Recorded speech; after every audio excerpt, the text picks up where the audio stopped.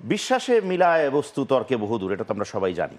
কিন্তু বিশ্বাসে শুধু বস্তুই না, বন্ধুও মেলায়। এবং আমাদের যে আয়োজন, কালের কণ্ঠের বিশেষ আয়োজন বিশ্বাসে মিলায় বন্ধু, এই অনুষ্ঠানে আমি দেবাশিস বিশ্বাস আপনাদের সবাইকে জানাচ্ছি সাদর আমন্ত্রণ। প্রতি পর্বের মতোই আমরা একজন করে তারকা অতিথি নিয়ে আসি আমাদের এই আয়োজনে, এবং তার সাথে হয় কথোপকথন। এবং কিছু কথোপকথন হয়, সে কথোপকথনে তার জীবনের গল্প চলে আসে, কিছু কথোপকথনে তার না বলা কথা চলে আসে, কিছু কথোপকথনে এমন কিছু কথা তার এসে যায় যেগুলো হয়তো সে কখনোই বলেনি। তো আজকেও সেরকমই একজন তারকা অতিথি নিয়ে হাজির হয়েছি।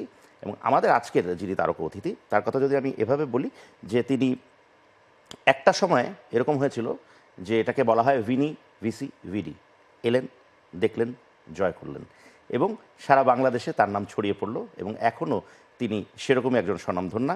তিনি একাধারে একজন মডেল, একজন অভিনেত্রী এবং একজন উপস্থাপিকাও বটে। তো সবগুলো বিষয় নিয়ে কথা হবে, তবে তার আগে তার নামটা তো বলতে হবে। আশা করি অনেকেই আপনারা বুঝতে পেরেছেন আমি কার কথা বলছি, আর যারা বুঝতে পারেননি তাদের জন্য বলছি, আমাদের আজকের অতিথি হচ্ছেন the very beautiful, the very gorgeous Sarika. Sarika, welcome to my show. This is my show. Thank you very much, and thank you for such a beautiful intro. Thank you.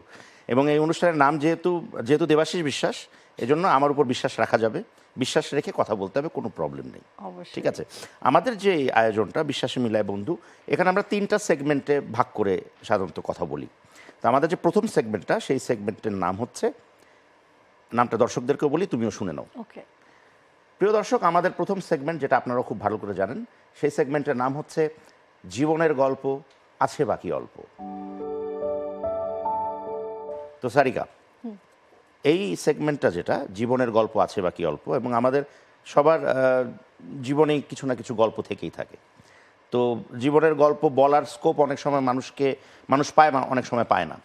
তো আমরা সেই স্কোপটা দিতে চাই, এমন কিছু গল্প শুনতে চাই সারিকার জীবনের গল্প, যে সারিকা কী করে সারিকা হলো, এই জগতে কী করে এলো, সারিকার বাবা মার যদি গল্প থাকে সেগুলো ছোট করে হলো আমাদের কাছকে বলতে হবে। সারিকার স্কুলবেলার গল্প একটু শুনি। আচ্ছা, তো শুরু থেকে আসি। স্কুলবেলার গল্প যেটা বললে দাদা, তো স্কুলে থাকতে আসলে আমার কাজ শুরু করা, যখন আমি স্কুলে পড়ি তখনই ফার্স্ট এখানে আমার কাজ শুরু করা হয়। এবং স্কুল জীবনটা, and you still have the baby face by the way, হ্যাঁ, ও থ্যাংক ইউ। এবার বল। আমার বেবি এখন বড় হয়ে যাচ্ছে, বাট হ্যাঁ। সো যখন আমি স্কুলে পড়ি তখন, if I am not wrong, maybe class 8-এ পড়ি, যখন আমি কাজ শুরু করেছি। সো তখন থেকে কাজ শুরু করা, এবং যখন আমি ও লেভেলসের আগেই আমার মোটামুটি আমি পুরো দস্তুর একদম বিজি, মানে কাজ নিয়ে অলমোস্ট। সো যেই বয়সটা আসলে খুব ফ্রেন্ডদের সাথে আড্ডা দিয়ে আসলে সময় কাটানো, বা খুব স্কুল লাইফ বা কলেজ লাইফ, মানে আমাদের তো অ্যাকচুয়ালি কলেজ না, মানে এ লেভেলসের টাইমটা 11-12 গ্রেড, ওই টাইমটা আসলে যেভাবে এনজয় করার টাইম, আমি আসলে ওই টাইমটাতে পড়াশোনা করেছি, পাশাপাশি পুরোটুক টাইম কাজ করেছি। সো আমার মনে হয় স্কুল লাইফের যে অনেকটুকু ফানের যে বিষয়গুলো, বা ফ্রেন্ডসদের সাথে ঘোরাঘুরি করেছি, বাট আমার মনে হয় অনেকটা লিমিটেড। কো-এডুকেশন ছিল? কো-এডুকেশন ছিল। আচ্ছা, সেখানে যেহেতু সারিকা সুন্দরী ছিল ছোটবেলা থেকেই, তো সেই ক্ষেত্রে বেশ কিছু ছেলের মন একটু গলেছে, ভিজেছে। তো সেই অ্যাঙ্গেলে কি কোনো এরকমের কোনো ঘটনা ঘটেছে যেটাতে সারিকা একদম পছন্দ করেনি, চিঠি দিয়েছে বা এরকম কিছু একটু শুনতে চাই। ওকে, দিস ইজ ভেরি ইন্টারেস্টিং। এরকম তো ঘটনা ঘটেছিল অনেকই, কিন্তু আমি একটু বলি, আমি ছোটবেলা থেকেই খুব, আমাদের সময় যেটাকে আসলে বলা তো খুব টমবয় টাইপের, আমি খুবই, যে মানে আমার স্কুল ফ্রেন্ডসরা এখনো পর্যন্ত সামটাইমস আমার মেয়েকে বলে যে, জানো তোমার আম্মু যে কখনো মডেল হবে, বা আমরা কখনো এটা চিন্তাও করিনি, বিকজ আমি খুব একটা মেকআপ, সাজগোজ বা খুব ওই বিষয়টা ছিল না। আমি খুব সাইক্লিং করতাম, ফুটবল খেলতাম, এই টাইপের ছিলাম, মানে রাস্তায় বের হয়ে। সো খুবই স্ট্রং টাইপ অফ একটা পার্সোনালিটি ছিল। সো ইউজুয়ালি ছেলেরা খুব একটা সাহস করতো না, অ্যাপ্রোচ করার তো ভয়ঙ্কর বিষয়, তোমাকে অ্যাপ্রোচ করতে সাহস পেতো না। স্কুলেও আমি খুব একটা স্ট্রং, মানে কারোর সাথে কারো গন্ডগোল হলো আমি যদি যে কথা বলতে যেতাম, ওরকম ছিল বিষয়টা, অনেকটা ছোটবেলার কথা সেটা, এটা ভালো খারাপ বলছি না। সো খুব একটা কেউ অ্যাপ্রোচ করার সাহসও পেত না। কিন্তু আমার মনে আছে, হ্যাঁ, যখন আমি ছোট, অনেক ছোট, যাই হোক এটা না বলি কারণ অন্যান্য বাচ্চারা ভাববে এটা নর্মাল, বাট যখন আমি অনেক ছোট, স্কুলেই পড়ি তখন, তো আমাদের একটা নেইবার ছিল। সো সে প্রায় সময় আমরা যখন নিচে নামতাম, তখন আমাদের সময় কি হতো দাদা, আমাদের নেইবার্সরা সবাই সবার সাথে ফ্রেন্ডস থাকতাম, অ্যান্ড রাস্তায় বেরোতাম, মাঠ ছিল, মাঠে সবাই একত্রে খেলতাম। সো আমরা যখন নিচে নামতাম, আমার যে বান্ধবী ছিল ওদের সাথে যখন খেলতাম, তখন প্রায় সময় সে তাকায় থাকতো, আমি খেয়াল করতাম, বা আমি সাইক্লিং করছি এরকম। সো অনেক অনেক বছর পরে, ইনফ্যাক্ট এরকমভাবে মনে 1-2 বছর ধরে খালি দেখেছে, তারপরে কোনো একটা সময় সে মনে খুব কারেজ ম্যানেজ করে এসে আমার হাতে কিছু একটা দেয়, এরকম একটা প্যাকেটের মতন কিছু একটা। তো আমি না ফার্স্টে বুঝলাম কি, তো সে তাকে ভয় চোটে দিয়ে দৌড় দিয়ে চলে গেছে। আচ্ছা। তো আমি বাসায় গেছি, আমার অনেক একটা friend সাহসী সহ প্রেমিক। হ্যাঁ। so দিয়ে দৌড় দিয়ে চলে গেছে। তো আমি বাসায় যাওয়ার পরে সেটা খুললাম, খুলে দেখি ভেতরে একটা চিঠি এবং যে কালারফুল পেন হ্যাঁ, দিয়ে হ্যাঁ, হ্যাঁ। গ্লিটার পেন দিয়ে তৎকালীন লেখার glitter, একটা glitter, টাইম হ্যাঁ, হ্যাঁ, থাকে। হ্যাঁ। আর মাঝে So, মাঝে অনেকে মনে কর আমাদের সময় পারফিউম দেওয়া থাকে না, স্প্রেটা করে দেয়। Exactly, you got it. So perfume দেওয়া, স্টিকার্স দেওয়া, এরকম সুন্দর করে লেখা। এবং ওই সময় দুটো ক্যাসেট, ওই সময় তো ক্যাসেটের Cassette। যুগ, গানের যুগ। সো দুটো গানের ক্যাসেট, এরকম রোমান্টিক আচ্ছা, কোনো আচ্ছা। মুভির গানের আচ্ছা, ক্যাসেট আচ্ছা। দুইটা, চিঠি। আমার তো পেয়ে রাগ উঠে গেছে যে হাউ ডেয়ার হি, মানে কিভাবে সাহস করলো। আমি চিঠিটাকে টুকরো টুকরো করে কেটে আবার এনভেলপের মধ্যে ঢুকে ওই ক্যাসেটের ভিতরে ঢুকে পরের দিন যখন ছেলে খেলতে গেছে আমি ছেলেটাকে রাখ দিয়েছি, এদিকে আসো। আসছে আমার হাতেটা দিয়েছে, দিয়ে টাস করে একটা থাপ্পড় তাই? ওকে। থাপ্পড় মেরে দিলাম। তখন আমি ছোট, ছেলেটা না ভ্যাবাচাকা করে তাকায় থাকলো। আমি বললাম যে এত বড় সাহস হলো কিভাবে। সো সে বেচারা এরকম থতমত থেকে দাঁড়ানো। আমি পরে বললাম যে এরপরে যেন কখনো এরকম না দেখি, আমার এখনো বলেছে। তারপরে আমি চলে আসলাম। তো সেই ছেলে যখনই যেখান থেকে যদি দেখে থাকে এটা, আমার আমি মনে নাম হয় মেনশন ওই করব ছেলে না, বিয়েও so I'm করে নাই sorry। বয়ে। আমার মনে হয়। যাই হোক, তো স্কুল বেলার পাশাপাশি আমি একটু জানতে চাই যে যখন ক্লাস 8-এ বললে যে ক্লাস 8-এর পড়ার সময়কালীন সময় থেকেই তুমি কম বেশি ব্যস্ত হয়ে গেছো, তো এই ক্ষেত্রে সাপোর্টের জায়গাটা কার ছিল সবচেয়ে বেশি ফ্যামিলিতে? ফ্যামিলি সাপোর্ট তো অবভিয়াসলি, বাট আমি বলবো যে মার সাপোর্ট অবভিয়াসলি। কারণ প্রথম থেকে মা সবসময় আমার সাথে শুটিং এ যেত, বসে থাকতো। এবং আমরা জানি ওয়েট করাটা কিন্তু খুব ডিফিকাল্ট খুব একটা কঠিন। কাজ। আর আমাদের ওয়ার্কিং আওয়ার এত লেন্দি যে একদম আর্লি মর্নিং থেকে শুরু করে অনেক লেট নাইট পর্যন্ত কাজ হচ্ছে। সো মা মার নিজের কাজ বন্ধ রেখে বা নিজের সবকিছু স্যাক্রিফাইস করে আমার সঙ্গে শুটিং এ যেয়ে বসে থাকা, বা যেখানে যেখানে যাচ্ছে না কারণ ঢাকার বাইরে সঙ্গে সঙ্গে থাকা, আমার টেক কেয়ার করা। সো এটা একটা বিশাল বড় স্যাক্রিফাইস। এবং ইনিশিয়াল টাইমে যদি মা আমার সাথে সাথে না যেতেন তাহলে তো আমার বাবাও সেটা অ্যালাউ করতো না কাজ করতে। সো অবভিয়াসলি বাবা মা দুজনেরই সাপোর্ট ছিল, কিন্তু আমি বলবো মার স্যাক্রিফাইসটা আসলে অনেক। তো যখন সারিকা নাম যখন আমরা জানতে পারলাম যে সারিকার নামে কেউ এসছে, সেই সময়টা কখন এবং কোন কি দিয়ে, সম্ভবত কোনো বিজ্ঞাপন দিয়ে বা এরকম কিছু দিয়ে, কি মানে কোন কাজটা দিয়ে সারিকা সবচেয়ে বেশি ওই সময় পরিচিতি পেয়েছিল, আমার ব্যস্ত তো হলো? শুরুটাই বিজ্ঞাপন দিয়ে। এবং 2010 পর্যন্ত আমি শুধু বিজ্ঞাপনেই কাজ করেছি, মানে বিজ্ঞাপন বা ফটোশুট বা যেটা হয় মানে modelling, basically any sector of modelling. মানে অ্যাক্টিংটা তখন আমি করিনি, আমি অ্যাক্টিং শুরু করেছি 2009 বা 10 থেকে। তো আমি বলতে চাচ্ছিলাম যে আছে না সিগনিফিক্যান্স, যে এইখানেই মাস্টার স্ট্রোকটা এসছে সারিকার জীবনে। এটা যে এটা তো দর্শকরা বেটার বলতে পারবে কোত্থেকে আসলে দর্শকরা মেইনলি আইডেন্টিফাই করেছে। বাট আমার মনে হয় যে সব কাজেরই ইম্প্যাক্ট থাকে, বাট বাংলালিংকের বিজ্ঞাপনের একটা হিউজ ইম্প্যাক্ট ছিল। ওটা একটা ইম্প্যাক্ট ছিল, হ্যাঁ। Obviously। ওটার ইম্প্যাক্টটা অনেক বেশি ছিল, মানে মানে দেশ জোড়া ইম্প্যাক্ট ছিল ইনফ্যাক্ট, বিলবোর্ডস অ্যান্ড অল, মানে ক্যাম্পেইনিং হ্যাঁ, হিউজ অ্যারেঞ্জমেন্টস থাকতো, সবকিছু মিলিয়ে। তো প্রথম যখন তখন যেহেতু এত কম বয়স থেকে শুরু করা, তো প্রথম যখন কোনো অফার আসলো বা তখন বাবা মার রিয়াকশনস কি ছিল, যে না মেয়েকে দেবো না এত কম বয়সে, কি এই গল্পটা একটু কি? আচ্ছা, সো আমি যখন আরও আগেও ক্লাস 7-এ বা এরকম থাকতো, আম্মুর সাথে আমার মনে আছে একবার আমি শপিং মলে গিয়েছিলাম, মেট্রো শপিং মল। ওখানে একজন ডিরেক্টর দেখে আম্মুকে অ্যাপ্রোচ করলো যেরকম মডেলিং, তখন আম্মু বলেছে যে না করবে না। ইভেন আমারও খুব একটা ইচ্ছে ছিল না, বিকজ আমি ছোটবেলা থেকে সবসময় পাইলট হতে চেতাম। এবং আমার আসলে আমাদের ফ্যামিলিতে কেউ এই সেক্টরে কাজও করে না। সো এই আইডিয়াটাই কখনো আমার ভেতরে মানে আসেইনি যে এই সেক্টরে আমি কাজ করতে পারবো, বা এটা কখনো ভেতরে ছিলই না বিষয়টা। সো অ্যাপ্রোচ করার সাথে আমি বলেছি যে না, তারপরে এরকম বিয়ের দাওয়াতে একবার বলেছে, তখনও বলেছি যে না। সো ফাইনালি যে আমার ভাই তখন মেডিকেলে পড়তো বিএমসিতে, সো ওর সাথে আমি, ওর একটা প্রোগ্রাম হয় নবীনবরণ প্রোগ্রাম, ওখানে আমি গিয়েছিলাম ভাইয়ের সাথে। সো যাওয়ার পরে ওখানে একজন মডেল কোঅর্ডিনেটর ছিলেন যিনি বিটোপির ছিলেন। তো সে ফার্স্ট দেখে পরে আমাকে সে অ্যাপ্রোচ করলো, এরকম আমরা একটা নতুন ক্যাম্পেইন করতে চাচ্ছি ডিজুসের, যেটা এরকম গাজী শুভ্র ডিরেকশন দিবেন। ওখানে আমরা সব এরকম স্কুল স্টুডেন্টস বা এরকম এই জেনারেশনের সবাইকে আমরা আসলে ক্যাস্ট করছি। So if you don't mind, so এসে আমাদের স্ক্রিনটা দিতে হবে। আমি লাইক না sorry, I am not interested. পরে অনেকবার সে ইনসিস্ট করার পরে বললো যে অ্যাটলিস্ট নাম্বারটা দিয়ে রাখলে। আমি পরে আমার ভাইয়ের নাম্বার দিয়েছিলাম। ওকে। সো পরে আমি বাসায় যাওয়ার পরে সে আবার কল দিল, কল দিয়ে ভাইয়ের সাথে কথা বললো, আম্মুর সাথে কথা বললো। সো তখন আম্মুকে বললাম যে আম্মু কি করবো। পরে আম্মু বললো যে আচ্ছা ঠিক আছে ফাইন, জাস্ট ফর আ হব, মানে একটা শখ, একটা এক্সপেরিয়েন্সের জন্য একটা জাস্ট করে দেখো, জাস্ট এক্সপেরিয়েন্স হলো কি বলছে। পরে আমার মনে হচ্ছে আম্মুর সাথে আমি গেলাম বিটোপিতে, যে ওখানে ঢুকে দেখলাম যে অনেকজন বসে আছে এবং দুই একটা কমন ফেস দেখলাম। মানে আমাদের ইংলিশ মিডিয়াম দেখা যায় সার্কেলের, হয়তো আমাদের স্কুলের না, বাট হয়তো কোচিংয়ে কখনো দেখেছি এরকম সো দু একজনকে দেখলাম বসে থাকলাম, স্ক্রিন টেস্টের জন্য ডাকলো। সো একজন একজন করে স্ক্রিন টেস্টের জন্য ডাকছে, একজন একজন করে বের হচ্ছে। সো ওই সময় বেসিক্যালি 3টা বিজ্ঞাপন বানানো হয়েছিল এবং গাজী শুভ্র ডিরেকশন দিয়েছিল। একটাতে একটা মেয়ে সোলো থাকে, একটাতে একটা ছেলে সোলো, আর একটাতে একটা গ্রুপ টিভিসি।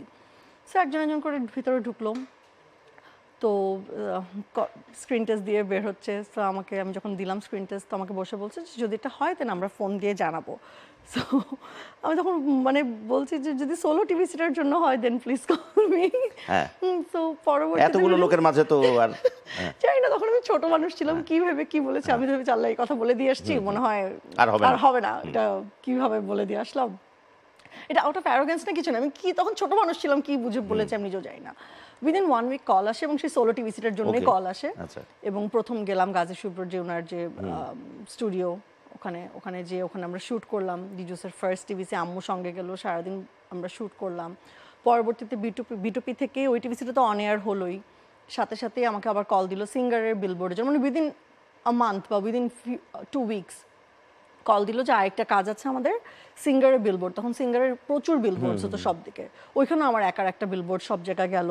সো এভাবে আসলে একের পর এক ওভাবে কাজ করা শুরু হলো। এবং পরবর্তীতে ওই সিঙ্গারের বিলবোর্ড দেখে অমিতাভ ভাইয়ের অফিস থেকে আমাকে কল দিল যে তোমার বিলবোর্ড দেখে আমরা কল দিয়েছি, পরবর্তীতে একটা কাজ। সো এভাবে মানে that's how it rolled up. Fantastic. এখন এগুলো তো সব আমরা আনন্দের গল্প শুনলাম যে কিভাবে সারিকা হলো এবং আমরাও সারিকাকে পেলাম। তো আমি একটু সারিকার একটু এটাকে ডার্ক চ্যাপ্টার বলবো না, দুঃখের কোনো জায়গা বা ক্ষোভের কোনো জায়গা কি জীবনের গল্পে সারিকার এখন পর্যন্ত আছে কিনা? দুঃখ কষ্ট তো সবার জীবনেই থাকে তোমার একটা obviously। কোনো একটা দুঃখের কথা আমরা একটু শুনতে চাই, যেখানে তুমি আসলেই ডিজার্ভ করো না বা এরকম একটা কিছু হয়েছিল বা কোনো কাজ ছুটে গিয়েছিল, হোয়াটএভার। কাজ তো ছুটে যাওয়াটা আমি বলবো না যে ডিজার্ভ না করে, এটা আসলে I believe in a different way. I think Allah has always a better plan for me. So অনেক সময় অনেক কাজ না হলেও এটার জন্য maybe something better is waiting for me, এরকম আমার হয়।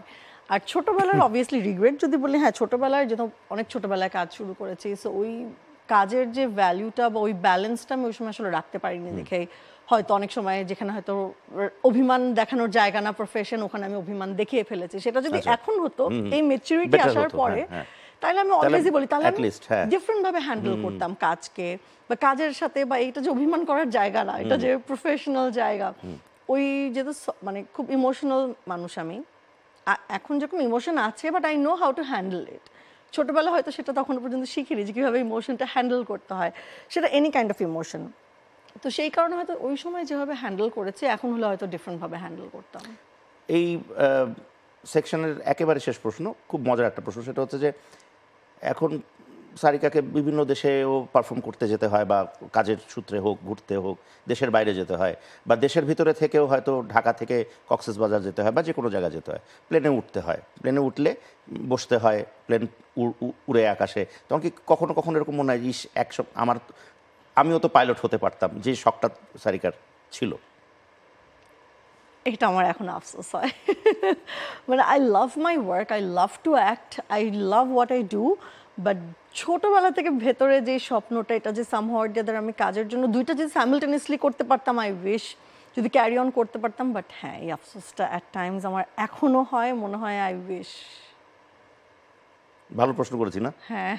ঠিক আছে, and with this good question and কোয়েশ্চেনের আমরা এই সেগমেন্টটা শেষ করছি। পরের সেগমেন্টটা আমরা কিতে যাব সেটা আমি তোমাকে বলছি। Okay. ঠিক আছে প্রিয় দর্শক, জীবনের অনেক গল্প শুনলাম সারিকার, এবং আরও আগামীতে সারিকার জীবনে আরও অনেক নতুন নতুন গল্প আসবে, যেগুলো হয়তো পরবর্তীতে আমরা আবার শুনবো সারিকার কাছ থেকে।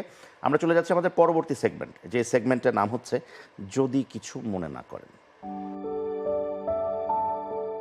এখনের যে সেগমেন্টটা, এই সেগমেন্টটা এরকম একটা সেগমেন্ট যেখানে হয়তো এমন কিছু প্রশ্ন আসবে যেগুলো হয়তো সত্যি একেবারেই না, বা সারিকার কোনো ক্ল্যারিফিকেশন আছে সেক্ষেত্রে, বা দর্শকরা হয়তো এরকম ভেবেছে সারিকা সম্পর্কে, কিন্তু সারিকা মাইন্ড করতে পারবে না। এই জন্য ওই সেগমেন্টটার নাম হচ্ছে যদি কিছু মনে না করেন। আচ্ছা। ঠিক আছে, এখন একটা সময় কি হলো যে সারিকাকে আমরা হঠাৎ করে অনেক কাজের ভিতর থেকে হঠাৎ করে আমরা সারিকাকে খুঁজে বেড়ালাম, কিন্তু সারিকাকে পাচ্ছি না, এরকম একটা সময় এসছে। কিন্তু তো অনেকে বলেছে সারিকার হয়তো কাজে মনোযোগ কম, বা ডিরেক্টরদের সাথে ব্যবহার খারাপ, বা শুটিংয়ে লেটে আসে, বিভিন্ন কারণে হয়তো কাজ কমে গেছে, বা নতুন নতুন ছেলেমেয়েরা এসছে, তাতে হয়তো সারিকার এখন আর দাম নেই। সারিকার টেকটা কি এখানে? সেটা কি যখন আমি ব্রেক নিয়েছি তখন? হ্যাঁ, এক্স্যাক্টলি ওই না, সময়। আমি যখন ব্রেক নিয়েছি তখন সবাই জানতো যে আমি ব্রেক নিচ্ছি, এবং আমি বলেই ব্রেক নিয়েছি যে আমি এখন কাজে থেকে বিরতি নিচ্ছি। এবং যখন আমি আসলে ব্রেকটা নিয়েছি ওই সময় আমার সবচেয়ে বিজি টাইম ছিল, আমি বলবো 2012-13 টাইমটা আমার তখন একদম ফুল ফ্লেজেড কাজ চলছে। এক্স্যাক্টলি সেটাই অবাক হয়েছে এবং না আমরা ওই সবাই মিলে অবাক সময় হয়েছি। আমি যখন বলেছি আমি কাজ ছাড়বো, আমার মনে হচ্ছে আমি মানে আমার অনেক কাছের ডিরেক্টর আমার বাসায় যে বসে আমাকে কনভিন্স করার চেষ্টা করেছে যে এখন তোমার কাজ ছাড়ার টাইম না, মানে এখন তোমার অ্যাকচুয়ালি কাজ করার টাইম। বা যাদের যাদের সাথে আমার তখন পর্যন্ত কাজ রানিং ছিল, বিজ্ঞাপন, সবাই আমাকে তখন ফোন দিয়েছে। বাট তখন আমার ওই সময় আমার মনে হয় কি ওই টাইমে যেটা রাইট মনে হয় মানুষ তো সেটাই করে। কেউ তো আর যেই সময় যে কেউ যদি ভাবে এটা ভুল ডিসিশন তাহলে তো কেউ আর করতো না। ওই সময় সেটা রাইট মনে হয় দেখেই মানুষ করে। আমার ওই সময়টা আসলে যে মনে হয়েছিল যে আবারও বলবো যে তখন আমার মনে হয়েছে যে না, আমার একটু পার্সোনাল লাইফ দরকার। আমার পার্সোনাল লাইফটা কোথায়, মানে সেই 2006 থেকে এত বেশি কাজ করছি কনস্ট্যান্টলি, যখন হঠাৎ করে ফিরে তাকালাম আমি সাল্লাহ আমার তো কোনো ফ্রেন্ডস লাইফ নাই, কোনো পার্সোনাল লাইফ নাই। সো আমার ওই জায়গাটা একটু একটা ব্রিদিং স্পেস দরকার ছিল বিধায় আমি অ্যাকচুয়ালি ওই সময় ব্রেকটা নেই। অ্যান্ড তার পরবর্তীতে তো rest is history, everybody knows. এরপর আমার মেয়ে হলো, যেই কারণে আসলে বিরতিটা একটু লম্বা হলো, প্রলং হলো আর কি। হ্যাঁ, প্রলং হলো। তারপরে আমি 2016 সালে যখন কাজে ব্যাক করি আমি বলবো I am very lucky on that case. কারণ হচ্ছে যেই মুহূর্তে আমি বলেছি জাস্ট মুখ দিয়ে যে আমি কাজে ব্যাক করবো, everybody welcomed me with open arms কাজে। এবং আমি শেষ যে সময় বললাম জাস্ট 1.5 মাস বাকি ছিল ঈদের, সাথে সাথে ওই সময় 10টা ঈদের নাটক শ্যুট করলাম আগে, এবং সবগুলো মানে একদম প্রাইম টাইমে যাওয়া চ্যানেলের। এবং ওই 2016 সালে ওই সালেই 10টা বিজ্ঞাপনের কাজ করলাম, ইনক্লুডিং বাংলালিংকও আবার করলাম। সো আমি বলবো যে in that case I have been very lucky. যেটা একটু আগে একটা প্রশ্নের উত্তরে তুমি বলেছিলে যে অফকোর্স মানে ওটা একদম কি বলবো ধ্রুব সত্য, ইউনিভার্সাল ট্রুথ, যে সৃষ্টিকর্তার প্ল্যান অন্যরকম ডিফারেন্ট হতে থাকে এবং হয়তো সেগুলো আমাদের ভালোর জন্যই থাকে। তো যেটা একটু আগেই কথায় আসলো তোমার কথাতে, এবং দ্যাটস আ ইউনিভার্সাল ট্রুথ, যে সৃষ্টিকর্তার অন্যরকম প্ল্যান থাকে এবং সেটা আমাদের হয়তো ভালোর জন্যই থাকে। কিন্তু এই যে গ্যাপ, এই যে সময়টা, যেই সময়টা তুমি কাজ করোনি প্রাইম টাইমে, এবং তারপরে তুমি যখন আসলে তখন তোমার হাতে কাজ আবার চলে আসলো, তো ওই যে প্রাইম টাইম নিয়ে ওই কাজ না করার আফসোসটা কি একটু করে করে খায় মাঝে মাঝে? যে আমি তাহলে সারিকা আজকে, আমি অবশ্যই অনেক বড় অবস্থানে আছি বা ভালো অবস্থানে আছি, বাট আমি আরো বড় অবস্থানে থাকতে পারতাম। হয়তো আর অন্য জায়গায় থাকতে পারতাম। অবভিয়াসলি এটা তো কত কিছু করলে কত কিছু হতো মানুষের জীবনে। এই আফসোস আমার মনে হয় সবারই কখনো না কখনো থাকবে, যেটা করলে ওটা হতো, সেটা করলে এটা না হতো। বাট একটা টাইমে হয়তো মনে হয়েছে যে হ্যাঁ হয়তো ওই সময়টা কাজ কন্টিনিউ করা উচিত ছিল বা সব কিছু। But on the other hand যদি এবার আমি চিন্তা করি, মেবি আমার লাইফের প্যাথ এভাবেই মানে নির্ধারিত করা ছিল, even to grow as a human being. এবং আমি যেই মাঝখানে যেই সময়টুকু কাজ করিনি, ওই সময় আমি অ্যাকচুয়ালি রিয়েলাইজ করেছি যে কাজ আমার জন্য কতটা ইম্পর্ট্যান্ট, বা এই কাজের ভ্যালু আমার লাইফে কি। বিকজ মানে একটা জিনিসের ভ্যালু বুঝতে হলো তো একটা টাইম, একটা ম্যাচুরিটি দরকার। সো তখন আমি এসে বুঝেছি যে না, অ্যাকচুয়ালি আমি যতটুকু ভেবেছি এই কাজটাকে আমি ভালোবাসি তার থেকে আর অনেক বেশি ভালোবাসি অ্যাকচুয়ালি। বা আরেকটা জিনিস হচ্ছে যে এরকম কি নয় যে অনেকে এরকম বলে যে যে একটা মিথ মাঝখানে কাজ করতো, এবং সেখানে কি হয়েছে, অনেক জনপ্রিয় মানুষ তাদের যখন কাজ কমে যায় আমাদের দেশে, ওই সময় এটা চালু ছিল খুব, তখন তারা উপস্থাপনায় নাম দেয় যে স্ক্রিনে তো থাকতে হবে কিছু একটা করে। তো সারিকাকে আমরা হঠাৎ করে এরকম উপস্থাপনায় দেখলাম, এবং সারিকা খুব সপ্রতিভ উপস্থাপনাতেও কাজ করলো সপ্রতিভভাবে। তো এই ক্ষেত্রে ব্যাপারটা আসলে কি, কাজের সংখ্যা কম ছিল না কি ছিল, কে অ্যাপ্রোচ করলো, হঠাৎ করে সারিকা উপস্থাপিকা কেন বললো? আচ্ছা, আমি এটার সাথে টোটালি এগ্রি করি না এই কনসেপ্টের সাথে। কারণ অপি আপু যখন আমি করতেন তখন অপি আপুর একদম পুরো পিক টাইম চলছিল। ওই সময় অপি আপু আমি উপস্থাপনা করতেন। ডেফিনেটলি। সো আমি আসলে এভাবে চিন্তা করি না যে একটা জায়গায় কাজ না থাকলে আরেকটা। কারণ তুমি জানো দাদা, এখন কাজের যেই পরিমাণে সংখ্যার কাজ হচ্ছে, চাইলে আসলে 30 দিনই কাজ করা যায়, কিন্তু কাজের কোয়ালিটিটা কত ভালো মেনটেন করা যাবে, দ্যাট ইজ দ্য কোয়েশ্চেন। কাজ কিন্তু চাইলেই করা যায়, বাট ভালো কোয়ালিটির কাজ করতে হলে সেই ক্ষেত্রে একটু থেমে একটু বেছে শুনে কাজ করাটা উচিত। আর উপস্থাপনার বিষয়টা হচ্ছে আমি তখন মনে আছে যে কোভিডের টাইমে 2020 সালে তখন আমি আবারও সবাই কাজ শুরু করেছে। সো জুলাই আগস্ট থেকে তো আবার তখন ধুমিয়ে নাটকের শুটিং চলছে, আমিও নাটকের শুটিং কনস্ট্যান্টলি তখন করছি। ওই সময় অনেক অনেক নাটকের শুটিং, মানে অলমোস্ট হোল মান্থই স্কেডিউল প্যাক থাকতো নাটকের শুটিংয়ে যখন আবারও কাজ শুরু হলো।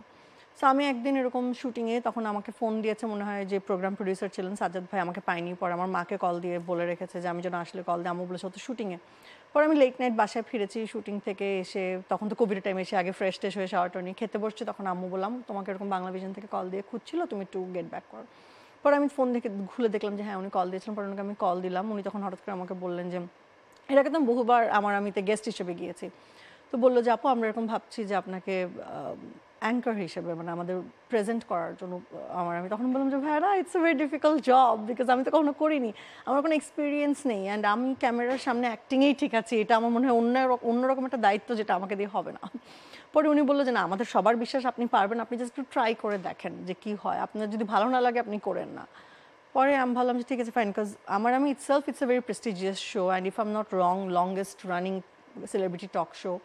সো পরে আমি গেলাম, অ্যান্ড সাজ্জাদ ভাই ওয়াজ ভেরি হেল্পফুল ইনিশিয়ালি, উনি আমাকে অনেক হেল্প করেছে এটা বোঝার জন্য। অ্যান্ড একটা টাইম করার পরে আমার নিজেই আসলে I started to enjoy that show. কারণ হচ্ছে তুমি জানো যে ওই পাশে বসে প্রশ্ন করাটা কিন্তু মানে আমার কাছে মনে হতো খুব কঠিন কাজ, কঠিন হলো খুব ইন্টারেস্টিংও, কারণ অপর দিকের মানুষের গল্প যখন শোনা যাচ্ছে এবং অনেক সেক্টরের মানুষদের সাথে দেখা হচ্ছে, হয়তো সঙ্গীতের অঙ্গনের মানুষদের সঙ্গে দেখা হচ্ছে বা বিভিন্ন সেক্টরে যাদের সাথে কখনো দেখা হয় না, সো এই সোশ্যালাইজেশনটা একটা সময় এনজয় করা শুরু করলাম, ওই পাশের গল্পগুলো শুনলেও অনেক সময় অনেক ইন্সপায়ারিং, সো আলটিমেটলি আমারও ভালো লাগে এখন। সারিকাকে আজকাল অনেক সময় এরকমও দেখা যায় স্টেজ শোতে পারফর্ম করে, তো অনেকে বলে যে না যে কাজ নাই কি করবে এখন, স্টেজ শো ছাড়া তো উপায়ও নেই। সারিকার টেক। ও আচ্ছা, ওকে, তার মানে এটা শুনে তাহলে খুব ভালোই লাগলো, তাহলে তার মানে লাস্ট 7-8 ইয়ার্স ধরে আমার প্রচুর কাজ ছিল, ইট রিফ্লেক্টস, বিকজ আমি এই মনে হয় 7 ইয়ার্স পরে এসে ফাইনালি পারফর্ম করলাম, মাঝখানে 7 ইয়ার্স আমি কোথাও কোনো স্টেজ শোতে কোথাও পারফর্ম করিনি, 7 ইয়ার্স পরে এসে যে সিজিএফবি অ্যাওয়ার্ডসে পারফর্ম করলাম। কেন গ্যাপটা কেন ছিল যে স্টেজে তো তুমি একসময় পারফর্ম করতে? 7-8 ইয়ার্স ধরে অনেক বেশি কাজ করছিলাম, যেই কারণে স্টেজ শো করিনি, যেটা রিউমারটা যেটা বললে। ওকে, তো আরেকটা জিনিস হচ্ছে যে সারিকার ক্ষেত্রে কি এই ব্যাপারটা কি বলা, মানে মানুষ কি কখনো বলতে পারবে যে সারিকা কাজে মনোযোগী না, বা শুটিংয়ে দেরি করে আসতো, বা হয় না যে শুটিংয়ে মিসবিহেভ করেছে, বা এই টাইপের কোন ঘটনা কি সারিকার জীবনে ঘটেছে কিনা? না, আমার মনে হয় এখন মানে তুমি তো রেকর্ড দেখবা লাস্ট 10 ইয়ার্সে কেউ কোনো সময় বলতে পারবে না যে শুটিং এ দেরি করে গেছে, আমি অলওয়েজ টাইমের আগে যেই পৌঁছে বসে থাকি। আজকেও তাই ছিল, সো আজকে শুটিংও তাই ছিল। হ্যাঁ, সো অনেক আগে দুই একটা বিচ্ছিন্ন ঘটনা তো আমার মনে হয় সবারই জীবনে ঘটে, যে সবাই যখন 30 দিনে 30 দিন কাজ করছে, একদিন তো সব দিন তো মেইনটেইন করে, রোবট তো আর না, মানুষ রোবট তো না, সো কখনো না কখনো হয়তো একটু দেরি হতেই পারে বা সেটাই হতে পারে। সো এটা যতটুকু ফোকাস করে জুম করে এটার উপর ফোকাস না করে ভালো জিনিসগুলোর উপর আমার মনে ফোকাস করা উচিত। একটা জিনিস বলে আমি এই সেগমেন্টটা শেষ করি, সেটা হচ্ছে যে সারিকাকে আমরা সবসময় ভালো ভালো কাজগুলোতে বেছে বেছে করার দেখেছি, বা ও বেছে বেছে করে, কিন্তু কখনো কখনো কিছু হয় না, কিছু লেম কাজও সারিকাকে হয়তো করতে হচ্ছে। ওটা কি প্রোডাকশনের রিকোয়েস্টে, নাকি ডিরেক্টরের রিকোয়েস্টে, নাকি তখন হয়তো একটু কাজের দরকার ছিল বা টাকা পয়সার দরকার ছিল? কখনো কখনো দু একটা প্রোডাকশন আছে সারিকা কিছু কাজ কি লেম করেছে এরকম এইসব কারণে? না, আমার আই ডোন্ট থিংক সো। আমি কখনো এরকম ভাবে চিন্তা করে কখনো মানে আমার ইচ্ছার বিরুদ্ধে যে আমি কোনো লেম কাজ করেছি, যেটা হয়তো আমি কোনো অতটাও যে মানে চাপে পড়ে করেছি, এরকম কখনো আমার মনে হয় না আমি করেছি। কিন্তু হ্যাঁ, সব কাজের প্রোডাকশনের কোয়ালিটি তো ইকুয়াল হবে না, বিকজ একটা যখন আমরা কাজে যাই আমরা আর্টিস্টরা বিশ্বাস করি যে এই কাজটা ওরকম মানে ভালো হবে, বা ডিরেক্টর এসে আশ্বাস দেয় দেখে ওই কাজটাতে যাই, বাট স্ক্রিপ্ট তো আমরা ফার্স্টে দেখছি, সেটা তো চয়েস করার ফ্রিডম আমার আছে, so I don't think so. Okay, তার মানে আমরা আগামীতেও যখন সারিকাকে পাবো আমরা ভালো ভালো কাজই পাবো, এতটুকু বিশ্বাস আমরা রাখতে পারি অবশ্যই। And with this good note আমরা এই সেক্টরটা বা এই সেগমেন্টটাও শেষ করছি, ঠিক আছে? আমাদের লাস্ট যে সেগমেন্টটা সেটা খুব interesting segment, wait for that. Okay, ঠিক আছে। প্রিয় দর্শক, যদি কিছু মনে না করেন, সারিকা আসলে কিছুই মনে করেনি, she is a very good soul all the way, এবং আসলে ও মনে করার মতো মেয়েও না। তাই আমাদের বিশ্বাস ছিল আমরা যে প্রশ্নগুলো করবো সেগুলো সঠিক উত্তর পাবো, এবং আমরা সেগুলো পেয়েছি অ্যাজ ইউজুয়াল। চলে যাচ্ছি আমাদের লাস্ট সেগমেন্ট, এবং সেই সেগমেন্টটা খুব ইন্টারেস্টিং একটা সেগমেন্ট। সেই সেগমেন্টের নাম হচ্ছে, নামটাও খুব ইন্টারেস্টিং, যাহা বলিব সত্য বলিব। তো এটা কোনো কোর্ট না, কোর্ট কাচারি না যে কিছুর উপরে আমাদের ধর্মগ্রন্থের উপরে হাত রেখে বলতে হবে যে যাহা বলিব সত্য বলবো, কিন্তু বলতে হবে বিশ্বাস রেখে, ঠিক আছে? তো এমন কিছু না, এমন ভয়ের কিছু নেই। সেটা হচ্ছে যে সারিকার সিনেমার অফার এসেছিল প্রচুর। কেন করেনি সারিকাকে আসার পরে সারিকার ইগনোরেন্সের জায়গাটা কোনটা ছিল সিনেমার প্রতি? না, ইগনোরেন্স না, আমি আসলে খুব মাল্টিটাস্কার না, আমি যেটা করি সেই একটা কাজের উপরই ফোকাস করি। সো যখন আমি মডেলিং করেছি, বললাম যে 2010 পর্যন্ত কোনো অ্যাক্টিং করিনি, তখন অ্যাক্টিংয়ের অফার ছিল নাটকের, তখন আমি বলেছি যে না, 1 by 1 আগে মডেলিং করি, তারপর 10-এর পর থেকে যখন নাটক করা শুরু করেছি তখন প্রচুর মুভির অফার ছিল, বাট তখন আমি খুব অ্যাডামেন্ট ছিলাম যে না, মুভি করবো না। তারপরে তো ব্রেক, এবং এরপরেও আর মুভির অবস্থান খুব ভালো এই লাস্ট ফিউ ইয়ার্স ধরে, আমি বলবো বাংলা সিনেমার খুব ভালো ভালো ফিল্ম নির্মিত হচ্ছে। সো লাস্ট 2-3 ইয়ার্স ধরে আমি বলে আসছি, এখন আমি ফিল্ম করতে চাই, যদি সেরকম খুব ভালো অফার আসে দেন করব। কার সাথে এক অফার আসলে সারিকা একদম লুফে নেবে? থাকে না বিপরীতে এমন একজন অ্যাক্টর যে ওনার নাম শুনলে আমি আর না করব না। আমার মনে হয় তার থেকে বেটার, মোর ইম্পর্টেন্ট হচ্ছে ভালো ডিরেক্টর হওয়াটা। সো ভালো ডিরেক্টরের কাজ আসলে হয়তো আমি অবশ্যই লুফে মানে পড়বো। মনোযোগটা তখন বেশি থাকবে আর কি। মানে মনোযোগ তো সব কাজেই থাকবে, বাট আমি বলছি যে তখন করার আগ্রহটা বেশি থাকবে। আগ্রহের জায়গাটা বেশি থাকবে। আচ্ছা, একটা কথা আছে যে থাকে না যে আমাদের যে জগৎটা, এটা তো একটা জগৎ, এটাও একটা ভালোবেসে কাজ করারই জগৎ। তো ভালোবেসে কাজ করতে গিয়ে কাউকে কাউকে কখনো কখনো ভালোবেসেও ফেলা হয়। তো সেই জায়গার থেকে সবারই বিচ্ছিন্ন গল্প আছে, হ্যাঁ আমারও আছে এরকম। হ্যাঁ, তো যদি এরকম হয়ে থাকে সেটা আগে জানতে চাই এরকম কোনো ঘটনা হয়েছিল কেন? কারণ নাম বলার কোনো রকম কোনো প্রয়োজন নেই, জাস্ট আমি জানতে চাই হ্যাঁ বা না। আমি এটা নিয়ে আর বাড়াবো না কথা। সেটা নিয়ে কথা না বলি। আচ্ছা, সেটা না বলি, তার মানে এটা হ্যাঁ। আচ্ছা ঠিক আছে, এই বিষয়ে আমরা কথা না বলি। আচ্ছা ঠিক আছে, আমরা একটা জিনিস জানতে চাই যে যেটা হয় যে মেয়েতে মেয়েতে ঝগড়াঝাটি বেশি হয়, মেয়েতে মেয়েতে হিংসা রেশারেশি বেশি। আমি জানি না, আমি ডিসক্রিমিনেশন করছি না, ছেলেতে ছেলেতেও হয়। তো সেই ক্ষেত্রে কি সারিকার এরকম হয়েছিল? এখানেও নাম বলতে হবে না, যে একটা ভালো কাজ, তোমারই কাজ, তুমি জানো যে তুমি এই কাজটা করছো, আরেকজন নিয়ে নিয়েছে বা আরেকজন চলে বলে কৌশলে কাজটা হাতিয়ে নিয়েছে, এরকম না, হয়েছে? আমার জানার মতো এরকম না। আমি তো দেখি আমাদের আশেপাশে ফিমেল কলিগরা সবাই সবার সাথে খুবই ফ্রেন্ডলি, খুবই এনকারেজিং, বা ভালো কাজ হলে সবাই সবাইকে কংগ্রেচুলেট করে, আমি তো এরকম দেখিনি। এরকম পাওনি? না। আচ্ছা, তো এরকম কি কখনো হয়েছে যে সারিকা কাজ করতে গেছে, যেটা একটু আগে এসেছিল যে স্ক্রিপ্ট একরকম দেখেছি, যখন কাজ করতে গেলাম দেখলাম যে একদম ডিফারেন্ট সিনারিও, তখন সারিকা ওটা কিভাবে ম্যানেজ করেছে, হ্যান্ডেল করেছে? এটা প্রায় সময় আমার মনে হয় আমাদের হয় যে যেটা অ্যাকচুয়ালি আমরা ভেবে যাই, যেটা বললাম, যেটা আর্টিস্টরা হয়তো একটা ভালো কাজ ভেবেই যায় বা ডিরেক্টর সে আশ্বাস দেয়, অনেক সময় কাজে যেয়ে দেখি সেটার এক্সিকিউশনটা প্রপারলি হচ্ছে না, তখন একটু খারাপ লাগে। বাট তখন তো কমিটমেন্টের জায়গা থাকে, যে কমিটমেন্ট দিয়ে ফেলেছি, কাজটা করছি, তখন আমার মনে হয় আমরা আমাদের জায়গা থেকে যতটুকু সম্ভব সহযোগিতা করার চেষ্টা করি। ডাইরেক্টরের উপরে কি কখনো কোনো প্রভাব বিস্তার করেছে সারিকা, যে এটা আমি এই ডায়লগ বলবো না, এই শট দেবো না, এরকম কিছু? না, director is the captain of the ship, but আমাদের সবার মধ্যে একটা আন্ডারস্ট্যান্ডিং থেকে সবাই ডিসকাস করি যে কোনো একটা জায়গায় যদি অ্যাজ অ্যান অ্যাক্টর আমি কনভিন্সড না হই এটা ডেলিভারি দেওয়ার জন্য, সেই অ্যাক্টিংটা তো আসবে না। সো আমরা সেটা প্রায়র ডিসকাস করি নেই যে এই জায়গাটা এরকম না করে ওরকম করলে কি হয়, বাট আলটিমেটলি তো director is the decision maker. কখনো এরকম হয়েছে সারিকার যে নাটকের শুটিং করতে গেছে এবং কো আর্টিস্ট সারিকার পছন্দ না, কিন্তু তারপরও জোর করে তাকে কাজ করতে হয়েছে, এরকম হয়েছে? না, এরকম হয়নি, বাট একটা মজার ইনসিডেন্ট বলি।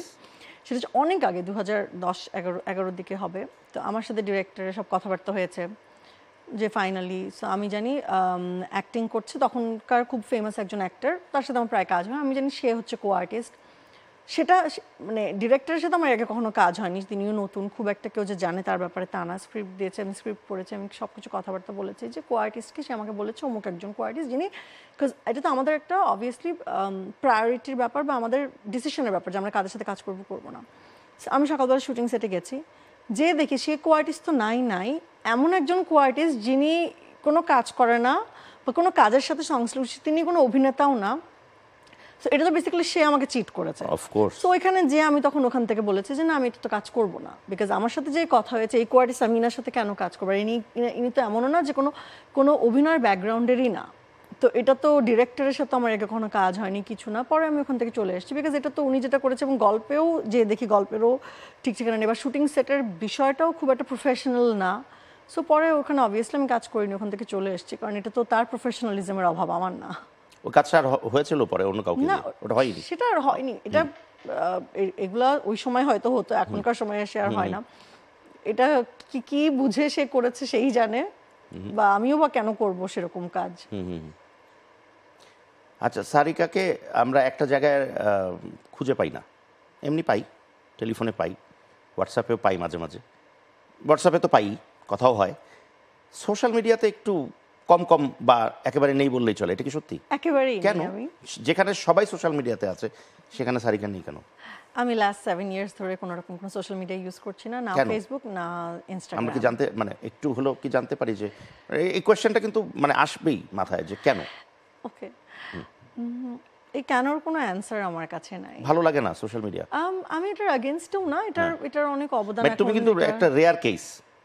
হ্যাঁ, কারণ এরকম খুব কম পাওয়া যায় যে সোশ্যাল মিডিয়াতে নেই, মানে সোশ্যালি এত পরিচিত হওয়ার পরেও সোশ্যাল মিডিয়া মেনটেন করে না বা সোশ্যাল মিডিয়াতে নেই। আমার মনে হয় এখন আমি এটাতে ইউজ টু হয়ে গেছি, বাট আমি সোশ্যাল মিডিয়ার এগেনস্টে না। আমার যদি কখনো মনে হয় আমি সোশ্যাল মিডিয়া আবার ব্যাক করতে চাই, আমি তখনই ব্যাক করব। মানে কোনো এমন কোনো এটার ইয়ে পেছনে ছিল? এমন কোনো মেজর কোনো রিজন নাই, মানে এটা কোনো জাস্ট আমার ছিল কি আগে কমফর্ট। আগে আগে কি ছিল সোশ্যাল মিডিয়াতে সারিকা? সেটা 7-8 বছর আগে আচ্ছা। ছিল একটা অ্যাকাউন্ট। সো ওইটাও আমার খুব একটা পাবলিক অ্যাকাউন্ট ছিল না, আচ্ছা। যে খুব ফলোয়ার্স অন করা এমন ছিল না। সো ওই অ্যাকাউন্টটা যখন বন্ধ হয়ে যায় তারপরে আমি আর খুলিনি কখনো অ্যাকাউন্ট। তারপরে দেখছি যে থাকতে পারছি তো 2 মাস 3 মাস 6 মাস, আমি পরে দেখলাম বাহ অনেক টাইম লাইফে, অনেক, তখন আমি ওটাতে ইউজ টু হয়ে যাই। এরপর থেকে আসলে আর খোলা হয়নি। কখনো পরবর্তীতে আর না খোলা হয়নি? না। আচ্ছা, এখন একটা জিনিস আমাদের কাছে এসেছিল স্ক্রিনে একটা সময়, হয় না যে ছেলে মেয়েতেই তো জুটিটা হয়, কখনো কখনো এরকমও এসছে যে দুটো ভিলেন হিরোর জুটি হয়েছে স্ক্রিনে, সেটা ছোট স্ক্রিন হোক বড় স্ক্রিন হোক। তো তোমার সাথে তোমার আরেকজনের সাথে আরেকটি মেয়ে শখ, ওর সাথে একটা সুন্দর জুটি হয়েছিল তোমাদের একসাথে অনেকগুলো কাজও হয়েছিল। তো ওই রিলেশনটা কি এখনো ঠিকঠাক আছে, সুন্দর আছে, ভালো আছে? হ্যাঁ দুজন এখন ফ্রেন্ড? হ্যাঁ অবশ্যই, এবং যদিও আমাদের খুব যে কাজের বাইরে যে দেখা হয় আলাদা করে বা এরকম না, but we feel for each other. এবং যখনই আমাদের দেখা হয় আমরা সেই এক্সচেঞ্জ করি বা ইমোশনস বা যাই হোক। এবং অনেক বছর পরে যখন আমাদের দেখা হয়েছিল, আমরা দুজনকে জড়িয়ে ধরে কান্না করে দিয়েছিলাম। Is it? সেটা কবে? It is. সেটা মেবি 2000, আমি কাজে ব্যাক করার পরে। আচ্ছা। কাজে ব্যাক করার অ্যান্ড দ্য পরে সিচুয়েশন ওয়াজ? ও তখন অনেকদিন পরে আমাদের দেখা হয়েছিল। আমি পুবাইলে আমরা শুটিং করছিলাম, ও পুবাইলে আরেক হাউসে শুটিং করছে। তো মাঝখানে বহুত বছর আমাদের দেখা হয়নি, মনে হয় 5-6 ইয়ার্সের উপরে। সো ও শুনেছে আমি এই হাউসে শুটিং করছি, ও এসছে, আমিও শুনেছি যে ও দেখা করতে আসছে। পরে বের হয়ে দুজনকে হাক করে লাইক উই স্টার্টেড ক্রাইং যে এতদিন পরে দেখা হয়েছে। অ্যান্ড ততদিনে দুজনের লাইফে অনেক কিছু ঘটে গেছে, তো পরিবর্তন এসেছে। So that was a wonderful moment. এবং এখনো পর্যন্ত আমাদের যখনই দেখা হয় ইট ফিলস গুড। যেরকম সিসিএল এর সময় দেখা হলো, ওই যে সিজেএফবির সময় দেখা হলো, সো যখনই দেখা হয় ইটস আ ওয়ান্ডারফুল ফিলিং। ওকে, একটা প্রশ্ন যেটা আমার কাছে মনে হয় যে এটা জানা দরকার, সেটা হচ্ছে যে সারিকা যখন কাজ করছিল বা এখনও তো কাজ করছে ইনফ্যাক্ট, তো কোনো এরকম থাকে না যে আমি অমুক অমুক অমুক অমুক অমুক এই 5 জন নায়ক ছাড়া আমি কাজ করব না, এরকম কোনো ব্যাপার কি সারিকার মধ্যে আছে? না নতুনদের সাথেও কাজ করতে সারিকা স্বাচ্ছন্দ্য বোধ করবে? না, আমার এরকম কোনো সিলেক্টিভ কিছু নেই। যারা কাজ করছে, ভালো কাজ করছে, সবার সাথে আমার কাজ করতে কোনো আপত্তি নেই। ডিপ্লোম্যাটিক অ্যান্সার হলো। না না, আমি অনেস্টলি বলছি, মানে এখন যেই স্টোরিটার কথা আমি বললাম সেটা তো না, ইন্ডিভিজুয়াল না, ওটা স্টোরি, সেটা আলাদা তো বিষয়। মানে ডিসিভ করা হয়েছে, That's a different সেটা thing. তো এটা তো ডিসিভ deceive- করা, সেটা তো অ্যাকচুয়ালি অন্য কোনো একটা you were ইন্টেনশন deceived, ছিল। by the way, হ্যাঁ, আই ওয়াজ হ্যাঁ। ডিসিভ। ওটা তো আসলে এমন না। বাট ইউজুয়ালি যারা কাজ করছে ভালো, আমার কারোর সাথে কাজ করতে কোনো আপত্তি নেই। আচ্ছা, এখন যদি আমি একটু ছোট্ট করে 2-3টা প্রশ্ন মজার করার ইচ্ছে করছি। তুমি যাদের যাদের সাথে কাজ সবচেয়ে বেশি কাজ কার সাথে হয়েছে? এটা বলাটা খুবই ডিফিকাল্ট, ডিফিকাল্ট। তারপরে খুবই ডিফিকাল্ট। আমি 2-3টা নাম বলো। আমার আসলে কোনো স্পেসিফিক কারোর সাথে, আমার সবার সাথে এত ডিস্ট্রিবিউটেড ভাবে কাজ হয়েছে, আমি কারণ নাম স্পেশালি বলতে পারবো না যে এর সাথে আমার বেশি সংখ্যক কাজ হয়েছে। সিনিয়রদের মধ্যে একটু তোমার আমি থেকে বলবো, সিনিয়রদের তাও মধ্যে? যদি বলি আমার অনেক সংখ্যক কাজ হয়েছে কাদের সাথে। রিসেন্ট টাইমসে যেরকম মোশাররফ ভাই, চঞ্চল ভাই, অপূর্ব, সজল, এদের সাথে মোটামুটি যদি আমি বলতে চাই সবচেয়ে বেশি কাজ হয়েছে বলতে গেলে, তাও যে খুব ডিফারেন্স এরকম না, আমার সবার সাথেই ঘুরে ফিরে কাজ হয়েছে, বাট এদের সাথেই। সবচেয়ে বেশি এনজয় করেছো কার সাথে? একটা নাম বলো যার সাথে কাজ করে শিখেছো, with due respect to all, with due respect to all. খুব ডিফিকাল্ট বলেছি না, যাহা বলিব সত্যি বলবো। I swear it's a very difficult question. Mosharraf Karim for versus me to Chanchal answer. Chowdhury versus Apurba, 3টা নাম বললাম, যাও। এটা বলাটা খুব ডিফিকাল্ট। আমি জানি, আমি এজন্য একটু ডিফিকাল্ট করতে আমি চাচ্ছি। আমি অ্যানসারটা জানলে আমি অ্যানসারটা না, করতাম, you বাট আমি have জানি to- না, I don't know. You have to name one person. All of them. I know, যেরকম all of সজল them. আমার খুব কাছের বন্ধু, সজল অপূর্ব তো খুব খুবই ভালো ভালো ছেলে, হ্যাঁ। কাছের বন্ধু, He's a fantastic এবং guy. মোশাররফ ভাই, চঞ্চল ভাই, দুজনের সাথে কাজ করতে ভীষণ ভালো লাগে, কারণ সেটে যে অনেক কিছু শোনা যায়। ওনারা এমনিতেই খুব মজার মানুষ, কাজ করতেও খুব ভালো লাগে, বাট অনেক জিনিস শেখা যায় ওনাদের গল্পে আসলে অনেক কিছু শেখা যায় জীবনের। অনুষ্ঠানটা শেষ করতে পারবো না একটা নাম না বললে, বসে থাকতে হবে সারা রাত। প্লিজ না, আমি একটা নাম বলতে পারবো না, আমাকে এখানে এখানে মাফ করো দাদা। মোশাররফ করিম, চঞ্চল চৌধুরী, অপূর্ব। আমি একটা নাম পিক করতে পারবো না। I cannot. আচ্ছা, তিনজনের সাথে কাজ করার অভিজ্ঞতাটা একটু জানতে চাই, কে কি রকম এই তোমার যে বললাম ক্ষেত্রে? যেরকম আলাদা আলাদা নিশ্চয়ই ব্যাপার আছে। ওকে, অপূর্ব তো ফ্রেন্ড, সো অবভিয়াসলি যখনই আমরা কাজ করি ইটস আ ফান টাইম, কাজের সময়ও we talk and everything, it's a wonderful experience. এবং মোশাররফ ভাই খুবই মজার মানুষ, উনি পার্সোনাল লাইফেও খুব মজার মানুষ, ওনার সাথে শুটিংয়ে গেলে ইটস ফুল অফ এন্টারটেইনমেন্ট। এবং উনি খুবই দর্শনীয়, মানে ওনার সাথে কথা বললেও মনে হয় যে অনেক কিছু শেখা যায়। সেম গোজ ফর চঞ্চল ভাই, চঞ্চল ভাইও সেম। ওনার সাথে যেহেতু আমি অনেক আগে থেকে কাজ করেছি, সো ওই কমফর্ট জোনটা আছে, বাট উনি খুবই মানে কাজ নিয়ে যেসব বলেন বা ওনার কথার থেকে আসলে অনেক কিছু শেখা যায়। So yes. ওকে, তারপরেও আরেকটু বাড়াই এই কথাটাকেই, কথা থেকে কথাতে যাই। সেটা হচ্ছে যে তিনজনের সাথে ওয়ার্ক এক্সপিরিয়েন্স খুবই ভালো, এটা আমরা শুনলাম এবং আমরা আসলেই জানি যে আসলে this three guys are wonderful human being by the way. তো তারপরেও যে একজন মোশাররফ করিমের সাথে কাজ করতে গিয়ে কার সাথে কাজ করতে গিয়ে একটু ভয় কাজ করে বা একটু হয় না যে সংকোচ কাজ করে বা আমি কি ভুল করব না, একটু না, এরকম হবে? এরকম কারোর সাথে নেই, because সবাই আমাকে অনেক আদর করে। আমি এদিক থেকে খুব লাকি, মানে আমার আরো সিনিয়র আর্টিস্টদের কথাও যদি বলি, যে জাহিদ ভাই থেকে হ্যাঁ, শুরু জাহিদ করে ভাইয়ের কথা সেলিম একটু ভাই জানতে থেকে চাই। শুরু করে ওনারা সবাই আমাকে ভীষণ স্নেহ করে, ভীষণ আদর করেন। এবং I don't know what I have done to deserve so much of love, but সবাই আমাকে ভীষণ আদর করেন। So আমি সবার সাথে কাজ করতে ভীষণ কমফোর্টেবল। জাহিদ হাসান সাথে কাজ করে বেশি ভালো লেগেছে না সৈয়দুজ্জামান সেলিমের সাথে কাজ করে? দুজনের সাথে আমি এই যে again I cannot pick a name, I cannot, মানে এটা ইনজাস্টিস হয়ে যাবে কারণ নাম না, pick করা। Definitely this guys are legends Of এবং course. They are fantastic actors, no doubt about that.